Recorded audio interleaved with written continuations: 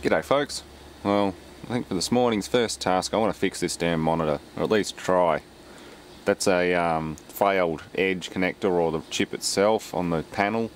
I'll show when I get it apart, but that's basically the state that it's been in for a while. Once you leave it too long, they just go to solid bar instead of flickering and flashing rainbow pretty colours. So yeah, that's going to come apart and try to fix it, or I'll replace it with a slightly smaller television and go from there. I just want something I can use the AV input on, that's all. It's only a security camera feed. So yeah, I'm also going to turn this computer off and take it outside for a good dust removal, because it is a mess in there. So yeah, we'll shut down this entire side of the system and just use that one there. Not bad, not too bad. I'm not doing any video encoding yet, so that one's free. And that's the specs on the wall PC at the moment. It's got a GeForce 210 slimline graphics card in it now as well. Just gone DVI to analog conversion. Actually no, it's a second monitor. No, they're both analog.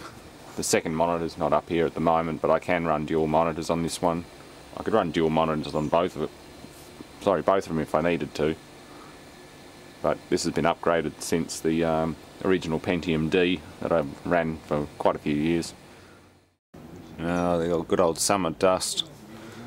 It's not so dusty in winter time, obviously, because it's all wet outside, but summertime, this thing is a vacuum cleaner. It's pretty bad. Filtered fans and a positive case pressure would be ideal, but not the easiest to achieve at the moment. Eventually I'll try, but I think just regular cleaning is the best way to combat this problem. I'll pull the graphics card out and clean everything outside with compressed air. Yeah, it's pretty bad. Shouldn't have let it get this bad. It's been a few months. There we go, it looks good as new. Almost. A little bit of dust still on the fan, but yeah. At least it's fine. Fairly non-conductive, just dirt dust. You just don't want moisture getting to it and building up corrosive residues and that sort of thing, conductive residues, particularly going into winter time. Yeah, it's just definitely filthy in there. It's a GTS 250. It's a nice graphics card. It's only a single GPU, but it's still kick-ass. Okay, well the PC's up and running again after its little clean. Let's have a look at this monitor. Okay. Yeah, these screws, I've tightened these screws up, but I can loosen them off and just slide the bracket up to the slots and lift it off the wall. So, you can unplug the power. There's a mess of cables in here. I might have a bit of a cable tidy up while I'm at it too. Okay, just looking at it upside down, getting part way through it. Power supply is fairly decent. There's no obviously bulging caps or anything. They're all healthy. That was all working fine. That's speaker output. That's audio. Not needed. Sort of half tempted to lighten it up a bit and just leave the metal cased panel hanging on the wall, because I don't need any of that. I'll need the front panel, but I don't need any of the other crap on it. Oh, I do need that actually. I do need the video input, but apart from that, this thing actually takes up a lot of room. Oh, I might put it back together, who knows. We'll see if I can fix it first. But I should be able to lift the panel out. It's interesting that this tuner can plugs in through what looks like a D-sub port, or it could be a RS232 port. The antenna input's bent. That's irrelevant though, I don't use it. Okay, well this is the panel. Looking at it upside down at the moment, let's do that. Yeah, it's LG Philips LC171W03. It even says lead free on it. Probably why the connections broke away. Good old fashioned tin solder. Well, not old fashioned. Good old tin solder, it always ruins the day. I'll try and separate this case off the T-Con board and get access to the edge ribbons. Okay, bare panel time. That is the actual LCD there, and these are the edge connections. There are 3 suspect areas on these. This is the one that's failed. It could be where it's bonded to the glass across here. It could be the chip that's under that little dull spot on the top. That bit there, there's a little chip under there. Or it could be where it's bonded to the board. So I'm going to put some sticky foam or something over that edge first, and then go from there. Hell, if I can power it up while it's out of its case, it'll be even better. Okay, it'll be fairly tricky to try and put it back together without breaking anything and still have access to this, so all I've done is just put some self-adhesive sticky foam. These are just gasket off cuts from work, punch outs. I just cut pieces of that and built up an edge there which will compress nicely. I've also put something there which will press down against that chip, and now I can put the front metal surround on it and turn it over and put something on the back of the PCB under this heat shield or RF shield, and that might do it. If it doesn't, well, I'll just look for another monitor, even if I go down to Coles and buy one.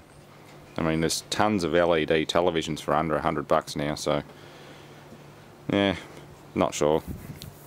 I've got a little one, 12 volt LED or LCD television, but it's only half the size. It's like a 14 or 15 inch micro thing, which is kind of adequate for a security camera, but yeah, I would like to get this one working again. It fits the wall nicely. It's got a mounting bracket mount on it and everything. Yeah, the back there I've just layered 3 layers on top, and when the can comes down on top it'll just push on it gently. Should do it. I really hope it does. That's an interesting little add-on board. Soldered in as a separate little module. What does that say? VGL, VCC, ground, VIN, voltage input, VDO, OPN, VGH, adjust, ADJ, and ground. Okay. It's interesting. Haven't seen that on a little T-Con board before. They're normally just one piece. It's an LG Philips LCD. Yeah. Not too bad. They're generally pretty good panels. It's odd to see one of these fail like that. Normally it's Samsung's. I've seen plenty of Samsung panels fail, either go half dark or start getting bars. Oh well. Okay, well, after much experimenting, no amount of pushing or pulling or heating or doing anything will change anything now, so I think it's finally done. And yes, this is all very low voltage. You can't touch it. It's not going to kill you, see? It's not even hurting the panel. Just don't touch that. Yeah, it's dead. Well, it's not dead, it's just not going to work properly as a monitor. The whole thing turned off. Standby? I don't know. Wait, what's it doing? I don't know if it's making up its mind on what it wants to do or not. Yeah.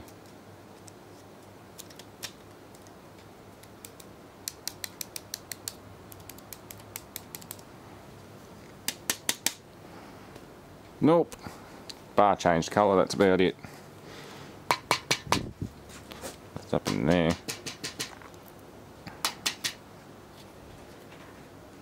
Nope. Oh well, it's worth a try. I got some spare boards and things. The rest of it, junk. Oh well, I'll mount the other computer monitor or television up and see how that goes. Alright, well, there's the new security monitor. I don't need the plastic surround or anything like that. That's just overkill. It's almost as big as the LG was. But yeah, it's got a nice little panel. It's a 12 volt panel, so I can run it off the PC power supply. Yeah, this thing's really lightweight. I'm just going to make up a little holder for the control buttons and things. Probably chop a bit out of there. Yeah, it's got the input selection and stuff on it. And the rest of it's gone.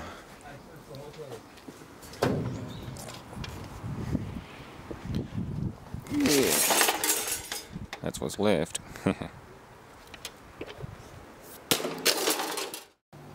Okay, there we go. Got the bracket bolted on there. Put the panel back in and should be good to go. Panel's made by SVA, China. I'm not sure what that company is. Never seen one before. But that's just a standard definition panel. It's definitely not a high resolution or HD panel.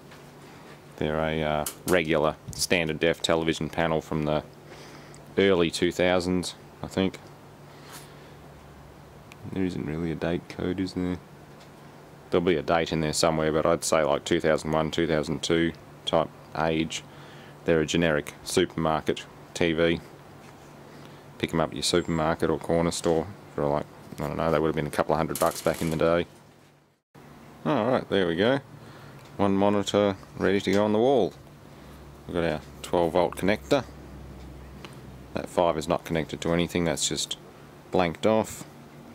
Should have taped that ground up too, but that's all good. We've got 12 volts coming off the ATX power supply. Keypad and everything's in place. I just cut the section out of the side of the front panel and stuck it on there with some double-sided curtain maker's tape, whatever you want to call it. It's a very tenacious, sticky tape. You just peel the backing off and it's basically half the thickness of a sheet of paper. It's really good stuff. I can't remember the specific name for it, but it's very, very good. So yeah, let's put this on the wall and see what happens. I was just trying to power it up and the screen was all white. It's like, what the hell's going on here? And then I realised I had the actual panel data ribbon underneath, or cable, underneath the heat shield, and I didn't even know it was there.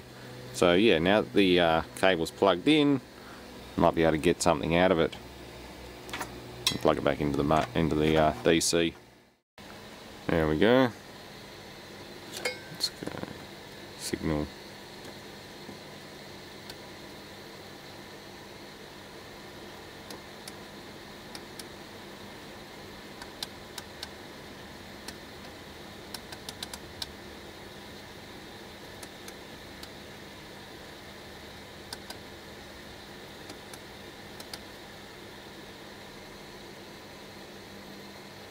Hey, there we go.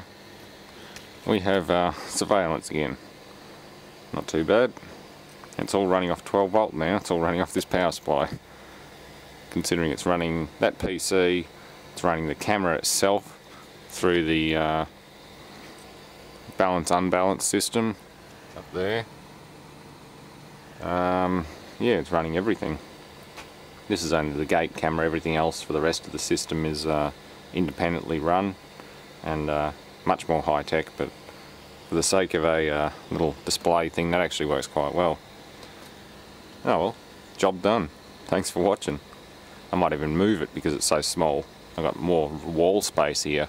I could put another one of these Samsung 20-inch monitors up there. It's not a bad idea. I wonder if they're still available. Get a duplicate of that monitor up above it.